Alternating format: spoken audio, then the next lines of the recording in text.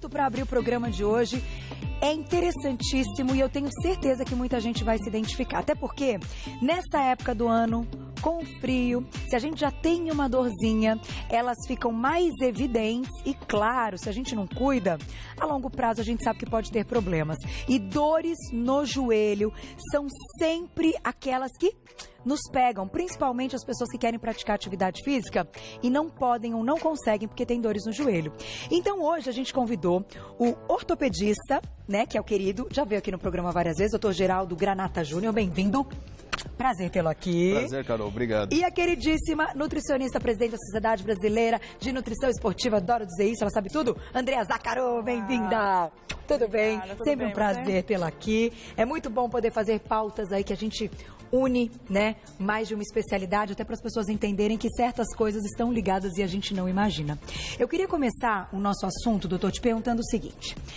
Quando a gente fala de dor no joelho, hoje, quais são os problemas mais comuns? O que você vê no consultório com frequência e que não seja claro? A gente sabe que tem gente que acaba tendo aí uma queda, algum problema que aconteceu numa data específica e desenvolveu aquela dor. Agora, aquilo que vem gerando dor e que muitas vezes a pessoa não fez nada, não sabe de onde surgiu, né? O que a gente nota hoje que tem aparecido no consultório? Então, Carol, você falou bem, às vezes o dia a dia mesmo faz com que nós tenhamos problemas. E esses mais comuns, que nem pratica exercício, sedentário, o próprio trabalho da pessoa, faz com que ela tenha processos inflamatórios ou desgastes. Tá. As estruturas mais comuns são a musculatura e a cartilagem. A musculatura, geralmente, ela está envolta em todo o joelho. Então, ela recobre todo o joelho, ela pode ter processos inflamatórios. Então, uma simples escada, um agachar, um movimento repetitivo. E a cartilagem, deixa cair aqui o tendão patelar, a cartilagem que recobre o osso, que ela fica aqui dentro. Essa aqui? Isso, o menisco está aqui. Então, o menisco, a cartilagem, ela está toda em volta. O menisco é uma cartilagem, eles começam a desgastar, começam a ter amolecimento, e isso também provoca dor. Isso a gente está falando de um público jovem, não é só quem já está numa idade mais avançada que gastou muito esse joelho.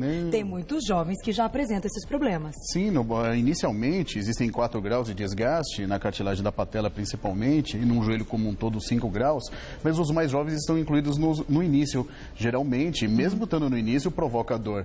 E essa dor vai limitá-lo a fazer suas atividades, mesmo atividade diária. Então, você trabalha no primeiro andar, sobe e desce toda hora. Então, o degrau influencia, a altura do degrau. Sentar, quando se levanta, enfim, fazer um movimento. Exatamente. Toda vez que faz um movimento, sente a dor, né? Exatamente. Agora, o que eu não imaginava é que a nossa alimentação, essa parte nutricional, está diretamente ligada a essas dores, Andréa. Tá. Como assim? Por quê que... Bom, assim, se vocês forem ver, daqui a pouco a gente vai mostrar uma mesa linda que você trouxe de alimentos, é impressionante como o que a gente está ingerindo também muda na parte da articulação. Na verdade, os alimentos, a alimentação balanceada, ela proporciona um equilíbrio geral.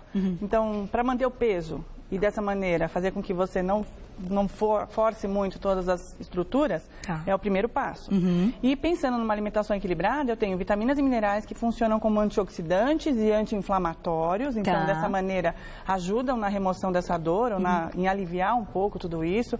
Os alimentos que são mais diuréticos também vão diminuir o inchaço e dessa maneira também proporcionar um peso um pouco reduzido. Consumo adequado de proteínas para fortalecimento e manutenção de tecidos. O carboidrato complexo como energia para toda essa manutenção. Então, de uma forma geral, se você quer arrumar a máquina, você precisa dar subsídios, né, vitaminas, minerais, proteína, material de construção e a energia para que isso tudo aconteça de maneira eficiente. Não só tomar um medicamento ou simplesmente fazer um exercício ou uma fisioterapia, que é super indicado em todos os casos que forem necessários, mas você precisa de energia e material de construção para que isso aconteça. E isso a gente está falando do fortalecimento, inclusive da parte muscular que você disse que pode ser um dos problemas da dor no joelho. Com certeza. Exatamente. Vamos colocar um primeiro vídeo? A gente tem um vídeo que mostra uma parte aí de fisiologia, né? Assim, o movimento que a gente faz, eu achei super legal. É legal isso. Pelo seguinte, ali ele começou com uma pessoa na esteira,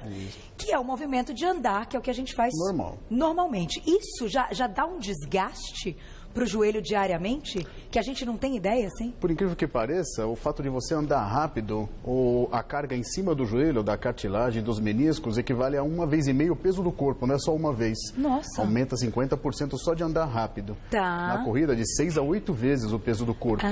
Então, toda essa estrutura que está aqui, ela está gerando um amortecimento da carga do corpo sobre ele. Aqui está mostrando os ligamentos cruzados, o osso do fêmur, é uma engrenagem complexa. Então, estar acima do peso, só do andar diário ou andar mais rápido já prejudica muito a articulação. Já gera uma sobrecarga na articulação, com certeza. A gente pode dizer que alguns probleminhas que aparecem no joelho, algumas dores e até problemas assim, que a gente vai citar aí o nome de algumas doenças mesmo, né? Que, enfim, só tem tratamento cirúrgico, a gente vai citar algumas delas. São questões genéticas, tem aí um fundo genético, então se alguém na família tem, você pode ter, pode ser até um alerta? Pode, mas assim, em questão de formato do joelho. Então, famílias que tem todo mundo chamado genovalgo, o joelho para dentro, ou genovaro, que é o joelho para fora. O oriental tem mais uma tendência de ter genovaro, que é o joelho para fora. Então, essa herança genética do formato do joelho na sua família é que você vai herdar. E aí proporciona desgastes maiores em algumas regiões. Então, o formato do joelho pode ser aí já um início para que a pessoa tenha um alerta para cuidar desde sempre desse joelho. É como você andar com o carro com o seu pneu desbalanceado ou a cambagem dele torto, para fora ou para dentro, você vai ter um desgaste maior do pneu naquele local. Seria uma analogia. Agora, deixa eu perguntar, a gente já vai para a nossa mesa para falar um pouquinho da alimentação. André, quando a gente está falando de problema de articulação, principalmente nessa época do ano, a gente sabe que no frio, quando começa a doer um pouquinho, vira uma dor insuportável, as pessoas já acordam com dor, passam um dia com dor. Existe algo a ser feito, você citou aí, de alimentos anti-inflamatórios, que podem servir como já um início, de repente, para serem consumidos no café da manhã, para já darem uma sensação de bem-estar ao longo do dia e que a pessoa não vá direto aos remédios, né? Que a gente sabe, saiu essa matéria outro dia, a gente comentou aqui, diante do uso indiscriminado do anti-inflamatório, que traz um monte de problema, né? Traz. E aí? Existem alguns alimentos, sim. Um alimento mais importante, que eu acho que todo mundo esquece um pouquinho, é a vitamina C. Tá. Ela é super antioxidante, né? Ela tem uma função também na formação de colágeno, mas como antioxidante, ela é muito legal. Então, tomar um suco de laranja, usar um pouquinho dessa laranja, uma laranja é suficiente para a necessidade diária de vitamina C. Tá. Meia acerola, né? Então, são coisas que são pequenas. Limão. Limão também é importante, ele tem uma concentração um pouquinho menor, ou a gente consegue tomar um pouquinho menos, né? Então, você não pega um limão inteiro de manhã. Então, essas histórias de tomar água com limão pela manhã, entre outras estratégias, elas têm um fundinho legal, porque você acaba aumentando essa quantidade de vitamina C no dia. Mas de anti-inflamatório, se a gente aumentar a quantidade de ômega 3, que é muito legal, e a gente encontra ômega 3 em salmão, em semente de linhaça, em sardinha, em lata que seja, que é super barata e a gente consegue agregar isso na refeição, ela tem uma função importante porque o ômega 3, ele aumenta a permeabilidade da membrana.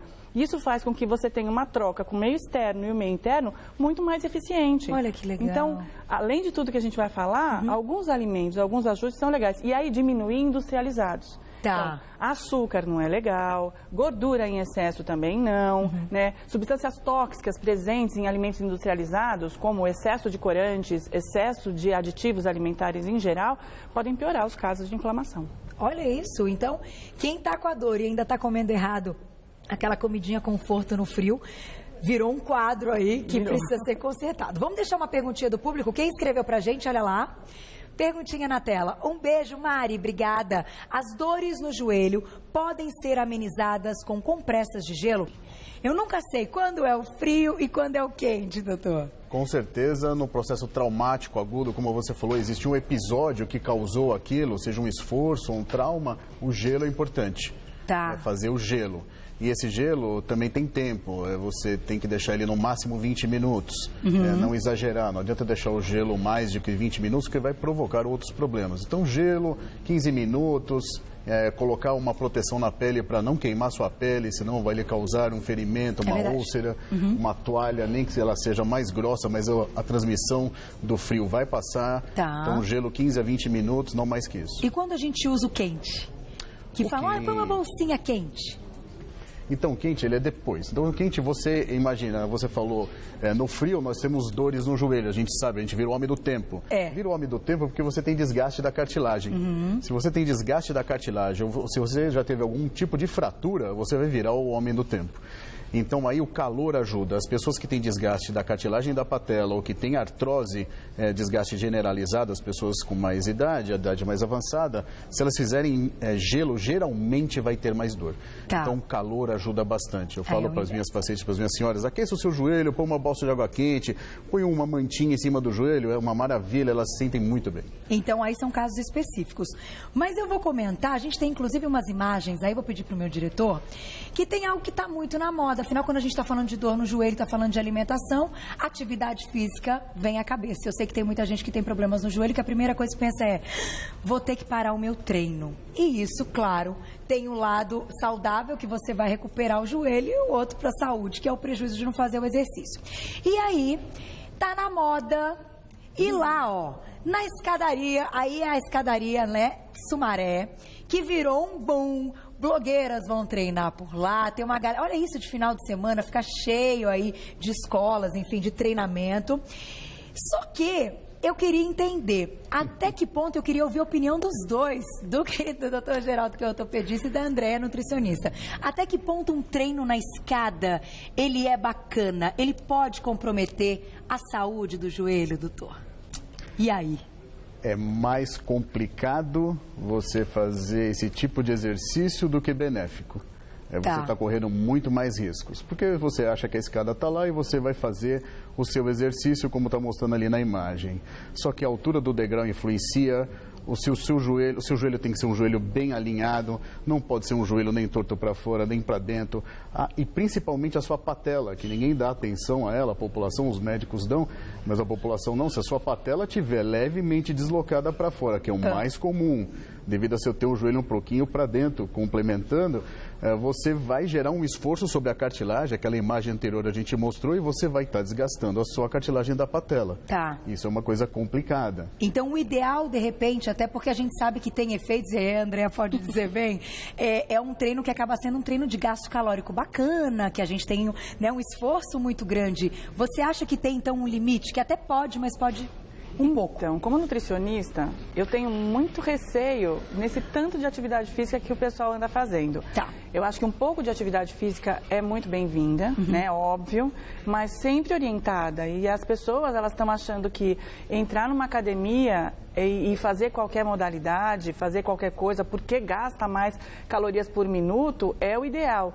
E tem que ser uma orientação de um profissional, junto, né? Da educação física, passar pelo exame médico, desde a parte toda estrutural, como a gente está falando, para saber qual é o movimento que ele pode fazer ou não. A gente usa salto pra caramba, né? Será que é interessante a gente fazer determinados exercícios, porque a gente já prejudica, entre aspas, tal estrutura? Então, acho que tem que ser bem orientado e não entrar na moda de todo mundo fazer alguma coisa. Porque moda virou. Inclusive, quem não mora em São Paulo e não conhecia a escadaria, e a gente quis colocar as imagens para o pessoal acompanhar. E, assim, esse lance até da atividade física... Bom, da escadaria a gente já vai para a corrida. A corrida também é um esporte democrático, que as pessoas têm feito com frequência. Eu defendo a corrida aí. Temos imagens também, eu acho um esporte muito bacana, exatamente por ser democrático, por ser de graça. Você tem lá sua roupa e seu tênis, você vai. Até que ponto, então, doutor, uma pessoa pode escolher a corrida como atividade física pensando no joelho? O ideal é fazer exames antes de começar para descobrir se tem alguma alteração no joelho? Carol, como a Andréa falou, você sair fazendo qualquer atividade a esmo, sem pensar, sem avaliar seu joelho, escolha a corrida, escolha andar rápido. Porque você vai andar geralmente num plano, se for possível, você não vai dobrar muito o seu joelho, é um ato normal, é um ato extremamente barato e que não vai lhe gerar muitos problemas e, pelo contrário, vai lhe gerar mais benefícios. Olha que legal, então a corrida é uma boa escolha. Em vez de escadaria, faça correria. Correria, gostei. Agora, e a pessoa que já começa sentindo uma dorzinha? O fato dela começar um exercício, ou mesmo andando e tal, pegou, o que deve ser feito? Parar imediatamente?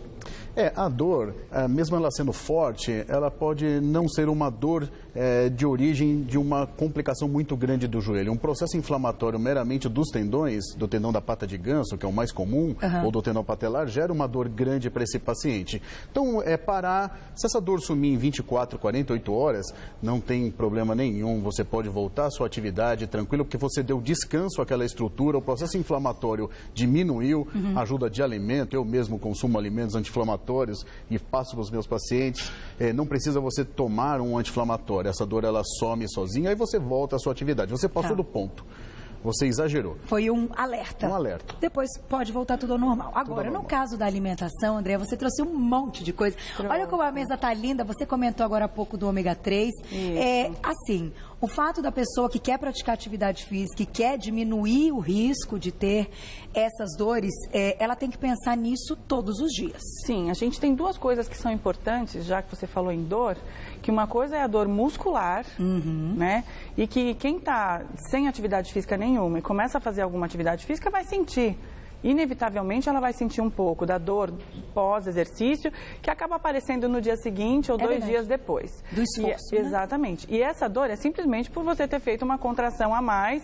Se por um acaso um dia você resolveu lavar o chão ou pintar a parede, você vai sentir dor naquele músculo que trabalhou mais naquele dia. E aí tem as estratégias de recuperação, e aí a gente está falando numa quantidade de carboidratos, de proteína, para recuperar esse músculo. Então a proteína é fundamental para você fazer a fibra muscular.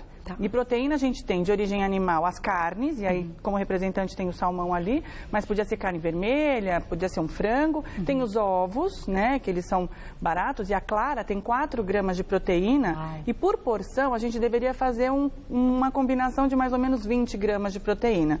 Então vou comer só ovo, mistura 3 ovos, põe mais alguma coisinha para agregar ali, vou fazer uma salada com atum, super bem-vinda, vou grelhar um filezinho, não precisa comer 500 gramas de carne, que isso nem, a gente já falou que o excesso sobre excesso de proteína, que não é tão legal. Então, melhorar a recuperação muscular, pode diminuir a dor, se a dor for do músculo, né? E aí agregar também vitaminas e minerais como um todo. Agora, se a dor for articular, aí alguns alimentos que são mais importantes são para a formação do colágeno. Então, o próprio colágeno suplementado, que todo aluno me pergunta, mas eu preciso consumir o colágeno de suplemento? Eu, sinceramente, acho que existem suplementos e suplementos. Alguns que são super legais e outros que nem tanto. Outros que não têm tanta quantidade ou tanta eficiência. Então, eu prefiro pensar que sempre a alimentação é o que eu preciso para favorecer a formação. E não o suplemento, o alimento em si, exatamente. Né? E aí, para formar colágeno, eu preciso, na primeira coisa, a proteína, que eu acabei de falar em relação ao músculo. Então, também preciso, para formar a cartilagem, de material de construção, que é a proteína. Ok? E aí eu formo o colágeno. E para a enzima do colágeno, que é o que vai dar a formação toda da diferenciação, né, dessa cartilagem, eu preciso de vitamina C. Então, a vitamina C, ela auxilia tanto na absorção do ferro e essas enzimas. Enzimas são coisas que ajudam a construir. Né? Então, a vitamina C, ela é uma coenzima, ou seja, é a que dá a mão para a enzima e fala, vai. Vai, constrói. Exato. Então, a vitamina C ajuda muito. Então isso aqui é uma alimentação para quem pratica atividade física de qualquer maneira. Exato. Então, você precisa, aliás, para todo mundo, né? Que mesmo para quem não pratica atividade física, você também vai ter esse desgaste. Depois dos 50 anos, a gente produz 35% só do colágeno que a gente precisa. Então, vai diminuindo a cada tempo. E mulher que entra na menopausa, a gente já tem, depois dos 50 anos, normalmente, a gente já tem uma queda mais acentuada de cerca de 2% de perda no total. Então, eu preciso favorecer a construção, dando alimentos necessários. E não são tão calóricos. Se você colocar uma laranja, colocar uma pitanga, um pedaço de caju, kiwi, açaí, entre outros, eu tenho tanto a vitamina C quanto outras substâncias que são ativas dentro desses alimentos e são antioxidantes fundamentais. Uma coisa que a gente não falou e que está naquele branquinho ali, que é o iogurte e o leite. É, o cálcio, onde ele entra. Então, eu vou pedir para você segurar 1 minuto, a gente já vai falar do cálcio, até porque a gente cresce ouvindo exatamente isso, que o cálcio é importante para os nossos ossos, para essa parte de articulação. Mas antes, eu vou colocar uma perguntinha do público que meu diretor falou que é bem legal. Olha lá. Quem escreveu para a gente, Daniele, um beijo. Tenho condromalácia patelar. Sinto muita dor agora que parei a fisioterapia. Há outros tratamentos para amenizar as dores? Então, vamos fazer o seguinte. Primeiro, nós temos um Ilustra que mostra o que é essa condromalásia. Bonito nome, né? Condromalásia na tela. O que é isso então, doutor? A condromalácia, ela é simplesmente o desgaste da cartilagem da patela.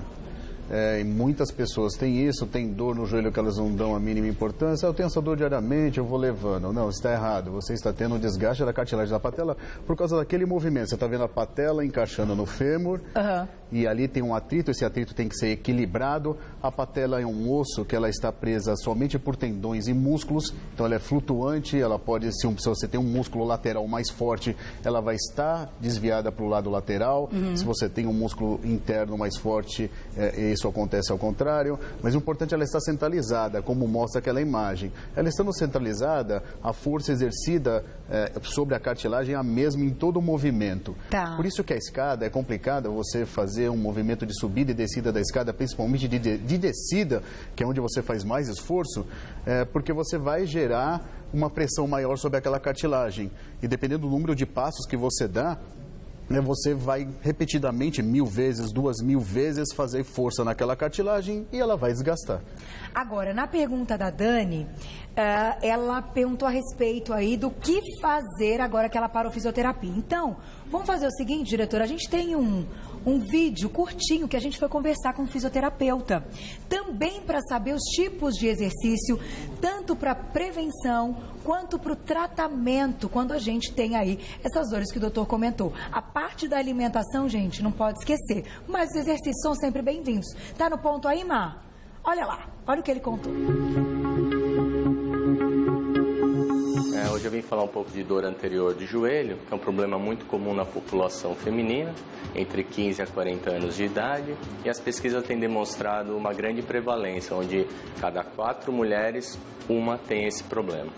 Então, estou demonstrando alguns exercícios, tanto preventivos como terapêuticos, que sejam simples e que tragam um grande resultado, seja onde quer que você esteja, na sua casa ou dentro de academia. Então, a gente vai demonstrar alguns fortalecimentos da musculatura pélvica e abdominal, onde os estudos têm mostrado que esses exercícios tão simples e eficazes tiram em média 25% da carga do joelho, seja para qualquer problema, cartilagem, menisco ou tendinites do joelho que você tenha. Se você esteja praticando atividade física e está pensando em prevenção, pode realizá-los também. A gente demonstrou alguns exercícios específicos para joelho, onde é preservado principalmente a angulação na cadeira extensora, que é de 90 a 45 graus, e alguns agachamentos, seja numa perna ou em 2 pernas, com peso ou sem peso, onde você pratica na angulação de 0 a 45 graus. Essas angulações são muito bem estudadas e mostram que não força, não prejudica a cartilagem ou outras estruturas importantes que você tenha acometimento no joelho. Alguns cuidados que a gente deve ter em casa, principalmente sem supervisão, no fortalecimento do quadril, tomar aqueles cuidados narrados na nossa filmagem, que demonstram um bom posicionamento da perna, um bom posicionamento da mão em relação à bacia, e o exercício onde você está de barriga para baixo fazendo elevação da perna, não elevar muito a perna para não sobrecarregar a musculatura lombar.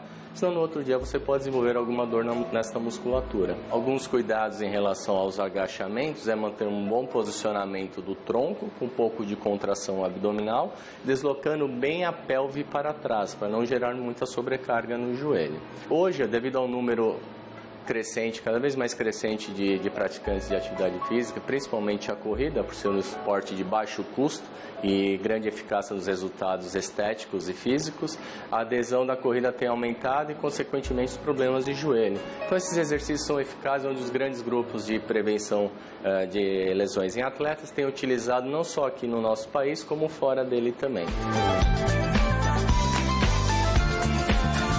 Vale a pena lembrar que é sempre importante uma consulta médica ou fisioterápica para esclarecer melhor suas dúvidas ou se necessita de maiores atenções médicas e fisioterápicas.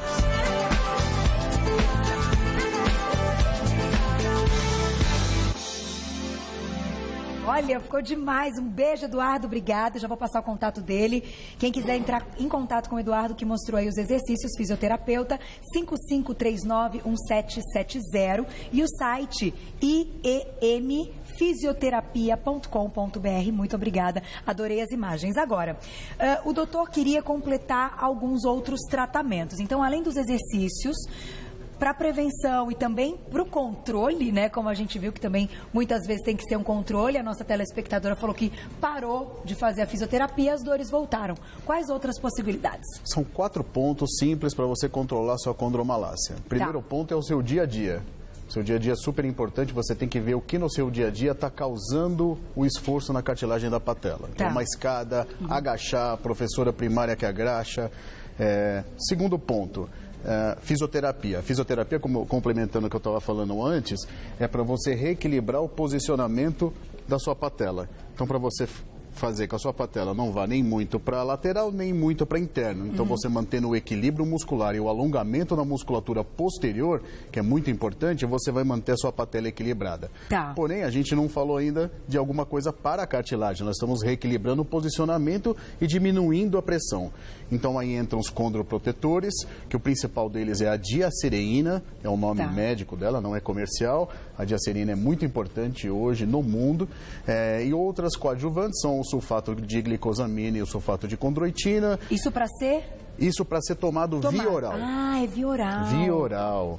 Então, existem as doses de tratamento e as doses de manutenção, que às vezes você não tem quase nada, então a dose de manutenção mantém a sua cartilagem forte. Isso é para diminuir o desgaste na cartilagem? Não, isso é para sustentar a sua cartilagem para ela poder receber esforço.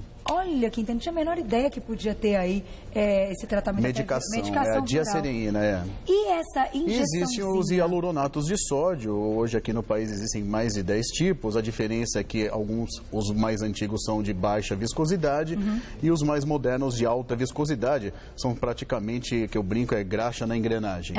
Então, se eu vou colocar de ponta cabeça aqui, se você conseguir dar um zoom aqui, ó, você vê que a gota nem cai. De tão viscoso que é. Olha que interessante. Isso então é injetado no joelho. Isso é injetado. Isso é colocado dentro do joelho, lá, é uma meleca. Cartilagem. Doutor, uma pergunta agora de curiosidade. Existem muitos atletas que precisam passar por esse tratamento, enfim, até com frequência? Para continuarem, muitos, né? Para poderem manter a profissão. Em países da Europa, como França, isso é feito em atleta preventivamente, você nem tem nada. Entendi. Na última visita que eu fiz lá a um centro de traumatologia esportiva, esse produto ele é feito em 450 mil por ano. Isso daqui é usado 450. Então, até como prevenção. É pra utilizado corredores, em países jogadores de futebol. Primeiro mundo, isso. Jogadora de basquete já nos procurou para injetar. E como chama então esse? O nome médico é hialuronato de sódio.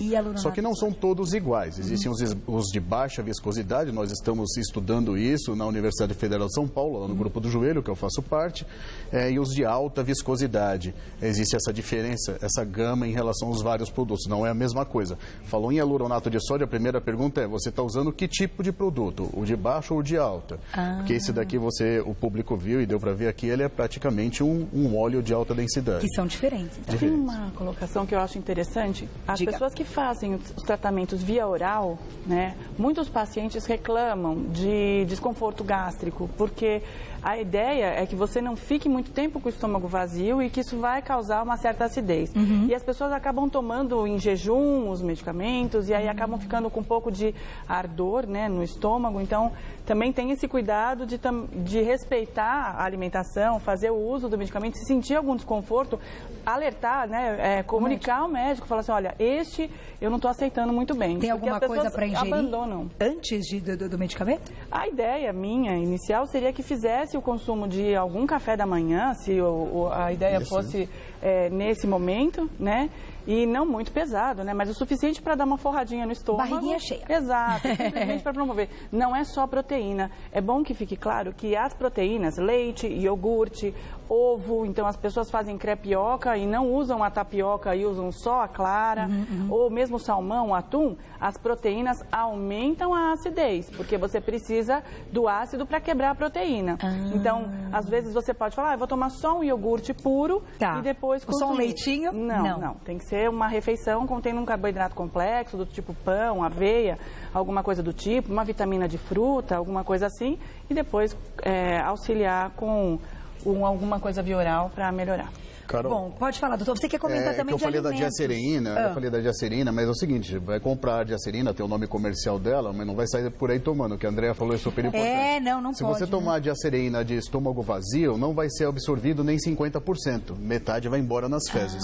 Então você tem que tomar a diacerina após uma refeição, e o ideal são 50 miligramas, você toma após o café da manhã e uma após o jantar. Então precisa ter algum tipo de comida no estômago para a diacerina ser absorvida. Mas 100%. É vendido sem prescrição médica? Não. Precisa? Precisa. Não, ótimo. Nossa, medicamentos que a gente descobre que precisam de prescrição médica, isso é ótimo, né? Acho que a gente mantém um controle aí e diminui esse uso abusivo. Agora, o que é interessante a gente falar também, a Andrea vai comentar a respeito do cálcio, que eu sei que é aquilo que a gente... Desde que a gente nasce, a gente ouve, né? Precisamos de cálcio para fortalecer os ossos, Então, eu quero entender até que ponto ele participa dessa nossa conversa. E o doutor comentou há pouco, enquanto a gente estava acompanhando o vídeo, que saíram aí os 3 principais alimentos, alguns estudos comprovando que podem ser superalimentos para o joelho, digamos assim, ou para dores em geral. Como é que a gente... Para cartilagem, eles são bons para cartilagem. Seja qual cartilagem. Para qualquer cartilagem de articulação. Olha, que legal. Quais são eles então, doutor? Vamos lá. Então, é bem simples. Eu estudo bastante alimento por gosto, também faço exercício, então me ajuda a eu me manter bem e passar para o meu paciente também, porque como a Andrea falou, só tomar anti-inflamatório, essas coisas não é muito legal. Então, o principal, o top dele é a cúrcuma. Que vai estar na nossa culinária, né, dona Thaís? Vai ter cúrcuma, não vai? A galinha dela, ela já fez toda a pesquisa lá. É o açafrão da terra. Ele, assim, é o top. Eu brinco lá em casa... que é o pó da vida. É o pó da vida. Não, porque ele tira o processo inflamatório, ele ajuda, está comprovado, existem inúmeros trabalhos mostrando a sua eficácia na cartilagem. É um remédio, não, é um alimento, mas passa a ser um remédio. Você deveria consumir isso com certeza toda semana, ou se possível diariamente, a cúrcuma, porque ela também ela previne o câncer, vários tipos de câncer. Que legal! Ela previne, é comprovado cientificamente, muitas publicações de alto impacto na PubMed, que é uma biblioteca mundial. Então a cúrcuma, ela gera um processo inflamatório, então você faz seu exercício, se você estiver ingerindo cúrcuma semanalmente ou diariamente, você vai sofrer muito menos, talvez você nem vai ter dor. Outra coisa é o chá verde. Uma coisinha, para a cúrcuma ser absorvida, precisa de pimenta do reino.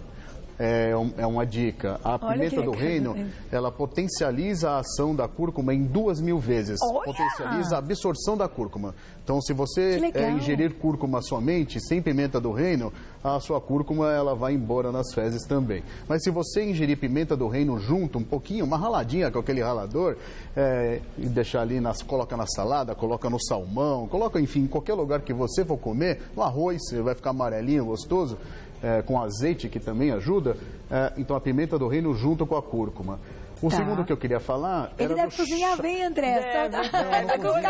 Doutor, tá com o cara que cozinha, gente. Não. Eu acho importante, você vai comer alguma coisa, concorda comigo? Escolha o melhor, né? Então, se você vai comer, você tem que se alimentar, você tem 2 ou 3 refeições diárias, ou até mais, pequenas. Então, escolham alimentos que vão lhe ajudar, vai ajudar a sua máquina. Não simplesmente comer a esmo, comer qualquer coisa. O chá verde é super importante e, por incrível que pareça, o resveratrol, que contém vinho tinto, faz bem para a cartilagem, é comprovado cientificamente, ele tem no chocolate amargo também. essas ideias. Que beleza, eu acho interessante isso, porque na verdade a gente tem uma infinidade de informações a respeito de todos os alimentos e todos esses, tanto o resveratrol que está nas frutas que são mais escuras e principalmente o vinho tinto ou a uva mesmo, né? Então suco de uva para quem não toma bebida alcoólica, né? Eu acho que é bem-vindo. Quercetina de cebola e todas as substâncias bioativas que eu falei que tem em todos os alimentos. Então o curcuma que ele tinha falado com azeite também ajuda bastante, um pouquinho de gordura, alguma coisa para melhorar a sua absorção. Então, é fazer uma alimentação balanceada e bem temperadinha. Agora, a nossa culinária com a queridíssima Thaís Massa tem tudo isso que vocês estão vendo nessa pauta. Tá aí. Tem panqueca docinha, tem panqueca salgada, que eu já experimentei, tá uma delícia, ela vem chegando daqui a pouquinho. Mas eu não posso deixar de comentar, então, pra gente fechar a respeito do cálcio, que você trouxe o leite como elemento, iogurte, né? Sim. De fato, esse lance do cálcio que faz bem para os ossos, e essas são fontes de cálcio, a gente tem que pensar isso desde a infância. Sim. Na verdade, no decorrer da vida, a gente pode diminuir um pouquinho uma enzima que é importante, que está no açúcar do leite, para digerir o açúcar do leite, que é a lactase que a gente tem no intestino. Tá. Então, algumas pessoas podem não ter tanta tolerância ao açúcar do leite, mas não têm intolerância ao leite. Tá. Então, eu acho interessante a gente fazer o uso do iogurte para essas pessoas que são mais sensíveis ao açúcar do leite, mas o leite ou iogurte, tendo 1 ou 2 porções diárias e consumindo uma quantidade de folhas verdes escuras, a gente consegue uma boa fonte de cálcio, e o cálcio ele está na formação, ele está nas estruturas, tanto nas moles quanto nas estruturas rígidas, que o osso, que a gente precisa bastante. Então, a ideia de atender a necessidade de cálcio é ter uma boa formação de osso e cartilagem. E essa é uma das funções principais do cálcio, mas ele está envolvido em todos os processos. Todos. Então, falta o cálcio, de cálcio traz ele está mediando contração muscular, o cálcio está auxiliando na entrada e na saída de substâncias dentro de células. Então, o cálcio ele é muito importante em diversas situações. Quem não pode com leite e derivados, aí tem que buscar uma fonte maior de vegetais, né, para suprir essa necessidade de cálcio. Muito bom, sensacional, né, diretor? Chicaria aqui, olha... Uma delícia de papo. Tenho que agradecer ao Dr. Geraldo Granata Júnior, ortopedista, que hoje, além de contar a respeito, então, dessas dores no joelho e tudo, ainda concluiu com algumas dicas de culinária, que isso faz toda a diferença. E depois, então, te convido para experimentar aí a receitinha da Thaís Massa, que vem chegando daqui a pouquinho. E agradecer mais uma vez Andréa Zácaro, nutricionista. Eu vou passar o telefone da Andréa, quem quiser entrar em contato para saber mais, é o 4438-8584. 4438-8584. Você está nas redes sociais também? Tô. @Andréa Zácaro, já encontra tudo. Zácaro com 2 Cs. E Dr. Geraldo tá no Face, é só você colocar Centro de Tratamento do Joelho. Você já encontra aí todo o trabalho, tirar as dúvidas. Isso é muito legal, até porque eu sei que vocês fazem muitas pesquisas, muitos testes, e isso é fundamental quando a gente quer ter uma fonte de pesquisa, tá? Vocês podem entrar, então, em Centro de Tratamento do Joelho, já encontra o trabalho. Ai, mas acho que meu ponto ficou aberto aí. Obrigada. Isso. Aí você já encontra um trabalho, então, doutor Geraldo. Obrigada mais uma vez. Muito obrigado. Estourei tudo que eu podia e que não podia, mas eu acho que foi fantástico. Obrigada, até a próxima, viu, gente? Sempre um prazer.